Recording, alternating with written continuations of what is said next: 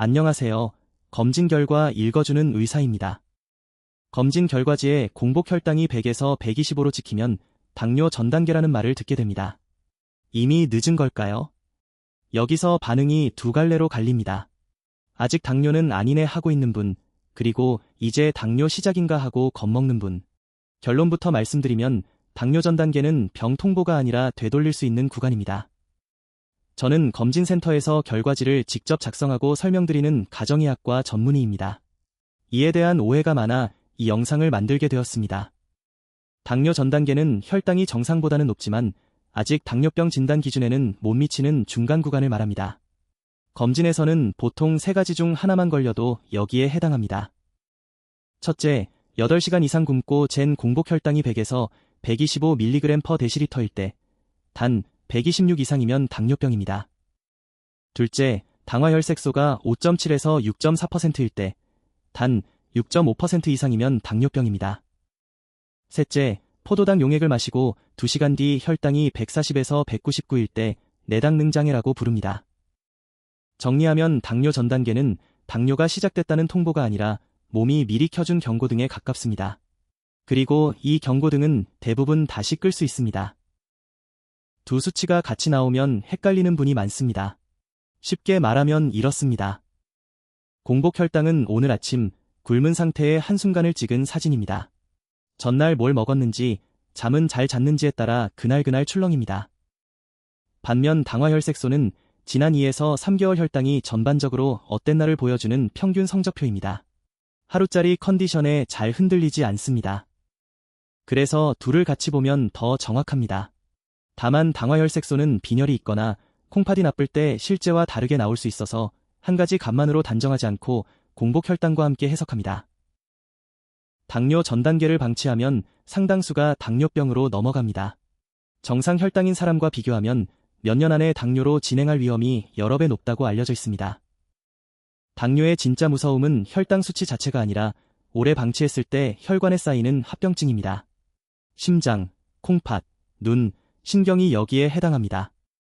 그런데 이 혈관 손상은 당뇨로 확진되기 전 당뇨 전 단계 시기부터 이미 조금씩 시작됩니다. 그래서 아직 당뇨는 아니니까 하며 무조건 안심하기는 이릅니다. 다행히 당뇨병이 반드시 점점 더 나쁘게 진행하는 것은 아닙니다. 당뇨 전 단계에서 다시 정상 혈당으로 돌아가는 분도 많고 한 번이라도 정상화되면 당뇨 위험이 뚜렷하게 낮아진다는 연구도 있습니다. 여기가 오늘 영상의 핵심입니다. 당뇨 전 단계는 약을 먹기 전에 생활 습관만으로 되돌릴 수 있는 시기입니다. 근거도 분명합니다. 당뇨 전 단계인 사람들을 대상으로 한 대규모 연구들에서 생활 습관을 바꾼 그룹은 당뇨 발생이 약 절반, 58%까지 줄었습니다. 같은 연구에서 약을 쓴 그룹보다도 생활 습관 쪽 효과가 더 좋았습니다. 가장 확실한 하나를 꼽으라면 체중입니다. 우리나라 당뇨병 지침에서는 과체중이라면 체중을 5% 이상 줄이고 유지하기를 권합니다. 80kg인 분이라면 4kg 정도 줄이면 되는 수치로 생각보다 큰 수치가 아닙니다. 운동은 일주일에 150분 이상, 숨이 약간 찰 정도를 권합니다. 하루 30분씩 주 5일 꼴입니다. 여기에 근력 운동을 주 2회 더하면 좋습니다. 중요한 점은 체중이 많이 안 빠져도 운동 자체가 혈당을 낮춘다는 것입니다. 그러니 체중이 더디게 움직여도 운동은 반드시 유지하는 것이 좋습니다.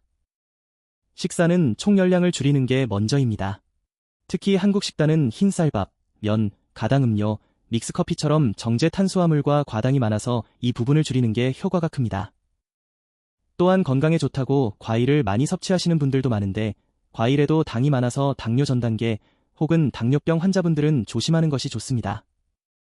대신 채소, 통곡물, 콩처럼 식이섬유가 많은 음식을 늘리시면 됩니다. 당뇨 전 단계는 뚱뚱한 사람만의 문제가 아닙니다. 한국인은 서양인보다 덜 비만한 상태에서도 당뇨가 잘 생깁니다. 인슐린을 만들어내는 힘이 상대적으로 약한 체질이라서 그렇습니다. 그래서 마른 분들은 오히려 놓치기 쉽습니다. 실제로 새로 당뇨를 진단받은 분 상당수가 공복 혈당은 정상 범위였고 다른 검사에서야 드러났습니다. 날씬하니 괜찮겠지라고 안심하기는 어려운 이유입니다. 마른 편이라도 당화혈색소나 식후 혈당까지 확인해보는 게 안전합니다. 그냥 약 먹으면 안 되나요? 하고 물으시는 분도 많습니다. 그러나 당뇨 전 단계의 표준 치료는 약이 아니라 생활 습관입니다. 물론 과체중이면서 당뇨로 갈 위험이 특히 높은 분에게는 메트포민이라는 약을 고려해 볼 수 있습니다. 젊은 나이에 비만이 심하거나 임신성 당뇨를 앓았던 여성이 여기에 해당합니다. 다만 이건 필수가 아니라 선택이고 국내에는 아직 당뇨 예방 목적으로 정식 허가된 약이 없습니다. 약을 끊으면 예방 효과도 사라진다는 한계도 있습니다. 그래서 지금 단계에서 가장 중요한 것은 여전히 생활습관 교정입니다. 당뇨 전 단계로 나왔을 때 다음 경우엔 병원에서 정밀검사를 받아보시길 권합니다. 당화혈색소가 6.1% 이상으로 전 단계 중에서도 높게 나온 경우, 공복 혈당은 정상인데 식후에만 혈당이 오르는 게 의심되는 경우, 이땐 포도당 용액을 마시고 재는 경구 당부와 검사가 도움이 됩니다. 가족 중에 당뇨가 많거나 임신성 당뇨를 앓았던 경우도 마찬가지입니다. 이런 분들은 공복 혈당 하나만으로는 안심하기 이릅니다. 또한 당뇨 전 단계로 확인되면 특별한 이상이 없더라도 최소 1년에 한 번은 혈당을 다시 확인하는 게 좋습니다. 오늘 이야기를 정리하겠습니다. 공복 혈당 100에서 125 또는 당화혈색소 5.7에서 6.4%는 당뇨 전 단계입니다. 이는 병 통보가 아니라 되돌릴 수 있는 상태의 경고 등입니다. 방치하면 당뇨병과 혈관 합병증 등의 위험이 오르지만 생활습관 교정으로 당뇨 발생을 절반가량 줄일 수 있습니다. 체중 5% 감량, 주 150분 유산소 운동, 주 2회 근력 운동, 그리고 당과 탄수화물 줄이기입니다. 마른 사람도 예외가 아니라는 점, 그리고 약물은 고위험군에서 고려하는 보조수단일 뿐 표준치료는 생활습관이라는 점을 기억해주세요. 당뇨 전 단계라는 말을 저는 이렇게 설명합니다. 이건 아직 시간이 있을 때 몸이 미리 보내주는 신호라고요. 당뇨로 진단된 뒤에는 되돌리기가 훨씬 어렵지만 당뇨 전 단계는 지금의 습관 몇 가지로 방향을 바꿀 수 있는 구간입니다. 겁먹고 약부터 찾을 일도 아니고 아직 당뇨는 아니니까 하며 잊을 일도 아닙니다. 지금이 관리하기 가장 좋은 때라고 받아들이시면 됩니다.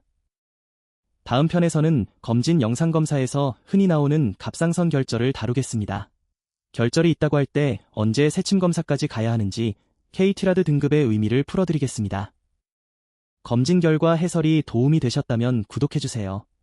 다음 편도 놓치지 않으실 겁니다. 그럼 다음 영상에서 뵙겠습니다.